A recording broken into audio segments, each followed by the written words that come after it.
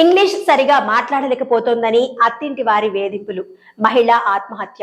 కేరళలోని మళప్పురంలో 19 ఏళ్ల యువతి ఆత్మహత్య. గతేడాది మేలో అబుదాబిలో పనిచేస్తున్న వాహబ్తో వివాహం కేవలం 22 రోజులు మాత్రమే కలిసిన జంట. ఈ నెల 14న ఆత్మహత్య చేసుకున్న షహానా ముంతాజ్ ఇంగ్లీష్ సరిగా మాట్లాడలేకపోవడమే ఆమెకు శాపమైంది. దానినే పట్టుకుని భర్త, అత్తింటి వారు వేధించడంతో మనస్తాపం చెందిన 19 ఏళ్ల యువతి ఆత్మహత్య చేసుకుంది. కేరళలోని మళప్పురంలో జరిగింది ఈ ఘటన. కాలేజీ విద్యార్థిని అయిన షహానా ముంతాజ్ ఈ నెల 14న తన ఇంట్లో ఆత్మహత్య చేసుకుంది. ఇంగ్లీష్ రాదంటూ అత్తింటి వారు నిత్యం వేధిస్తుండటంతోనే తమ కుమార్తె ఆత్మహత్య చేసుకుందని ఆమె కుటుంబ సభ్యులు ఆరోపిస్తున్నారు.